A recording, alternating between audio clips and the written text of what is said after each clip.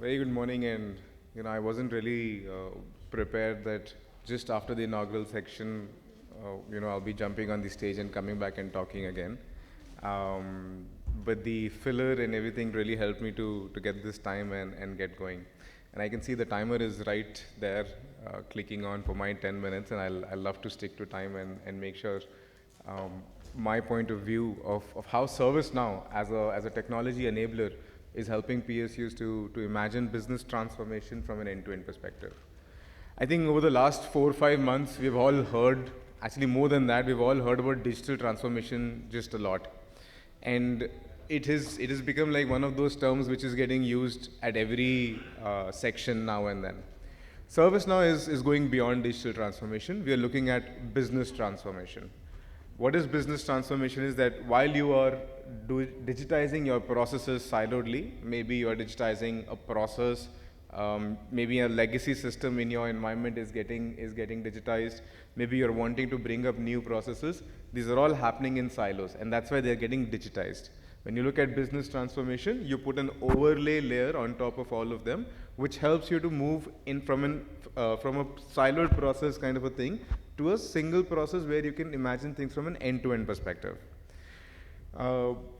With this thought, I'm here to talk a little bit of more details on how ServiceNow can enable you to do this. My name is Kushagra Goswami. You guys can connect with me on LinkedIn. That's the easiest way to get to me. I don't have that many cards that I can distribute to everyone. We have a common mission here of saying, say yes to work. And I think from the inaugural session, it was very clear when we talked about, all the PSUs turning from, a loss-making organization to a positive, a profit-making organization, because the attitude was say yes. The attitude was, तुमसे नहीं हो पाएगा से, तुमसे ही हो पाएगा और यही सही समय है. And that is where we are very much aligned. If you look at governments internationally, there are major macro elements which are the major challenges for all the governments, right from aging population to climate change to unsustainable urban development and etc. While these are changes which are outside our control, there are few objectives that the Indian government lays out, or any government across the globe lays out in defining their journeys of transformation. When you look at India from that section, there are our tax reforms are getting reimagined. Our spend on defense systems is ramping up to a next level extent. This year we had approximately 13% of budget sanctioned to defense from the union budget that we had.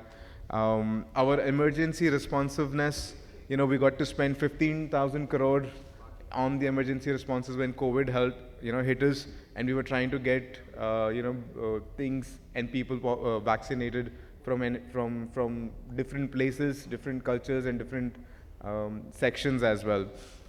While all of these are initiatives, you look at the extreme right side of my slide, these are the basic imperatives that matters to a citizen. How are you making my life easy with all of these objectives that are present? How are you making sure that you are solving the digital sovereignty issue while securing my data and making sure that I am your first priority? And with that experience in mind is what we, organizations like us, ServiceNow, have been coming in and elevating the citizen experiences. Especially when you look at experiencing from how do you resolve an issue today from a government perspective. So if you look at my slide, the first section is something which is already pretty much done from the government of India or from any organization, be it a PSU, be it a government, be it an enterprise. The engagement section, the first door where people are coming in and interacting with you, is already solved for majorly. The issue comes up when we are trying to go deep dive into solving that particular problem. Imagine asking for help where you've been given a number and said you can follow up with us using this as a reference number. In today's time, that's not enough. That's not what is making our lives easy. We want to know what is happening, how is it happening, who is it, who's working on this, what is the timeline they have, and we want to know everything. Maybe we still have very less control as citizens on what better can be done on this, but still we want to know about it.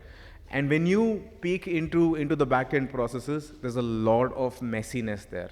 people move to Excel sheets and etc. the moment there's an exception that gets highlighted. People move to WhatsApp groups. Immediately there is a critical statutory announcement that has been made, and that is where all the unstructured work and inefficiencies creep in. ServiceNow helps you to bring structure to this unstructured work that is present. The way we do it is making sure that task becomes the fundamental unit of work. It also makes sure that there is accountability for the right people who are performing this job, and there are standard protocols that can be followed. How easy it will be to have a playbook in your hand which guides you through what needs to be the next step while you're deploying a process. When you're onboarding a person in your organization, or you're onboarding a vendor, or you're going out and trying to get, hey, I need somebody who has the ESG rating of XYZ and they can participate in these RFP tenders and etc. If we give that to you in a structured format, out of the box, which helps you to go live in weeks, not in years, isn't that making your work easy? And that is the concept of reusable data models, which I was talking about earlier. And Mr. Sharma also mentioned about this. When you have reusable components present in your system and you have tasks associated with them, it becomes easier to have a faster go-to-market. So your implementations are faster. You're not waiting for external organizations to come in and do things. And it makes it easier for you to go ahead and optimize your processes. If I take back, if I again do a deep dive of today, how any process as simple as onboarding or complaint management would look like, this is a small example where the end user, the citizen, is raising concerns from you. Somebody at the call center is actually picking it up, or an email or a chat agent is picking it up. Then they're referring various data systems to find out what is the right problem, and then it is getting passed on to the backend teams, IT, legal, finance, whoever is responsible. And when we put a structure to this, we are not losing out on any time, and we are able to give transparency to the first person who's talking to the citizen, and you're also giving the citizen a comfort of that you can rely on us while we take care of your issue. Another important issue or theme that we see in governments is app modernization. While we look at people who are dealing with legacy tools and legacy systems, how do we make sure that technologies like IoT and RPA and automation can come in and help you in driving modernization of those apps? How can we help you integrate with those core system of records which have been as is ever since the beginning? That's where ServiceNow comes in and helps you to have out of the box flows which helps you to proceed and do this faster and in a simpler manner. And you own it in-house. You don't have to rely on third parties to do this. There are many state governments and central governments with whom we have worked and made this a reality. I'm happy to share more about this if required. We have a booth outside, and you can talk to us about any of these when we meet you outside. In the inaugural session, there was a absolute mention about cyber resilience. How do we make sure that there is cyber security across, and how do we make sure that within our system, when we have siloed digitization happening, we are not losing on governance layer or our cyber resilience layer. And this is just an example which shows you that even within your organization, when you're driving siloed systems, the front office and the middle office, if they're disconnected, there are chances of enhancing risk from data privacy and other perspectives as well. To manage all these elements, ServiceNow helps you in having a net zero, which is a risk net zero kind of a approach for your organization, and we can help you in implementing these solutions within your systems. Lastly, I'd like to also talk about the commitment that ServiceNow has for India. We have our own data centers which are present within India so that we are compliant with the data privacy rules. We have approximately 7,000 people based out of Hyderabad who are making this product and innovating on this product out of India.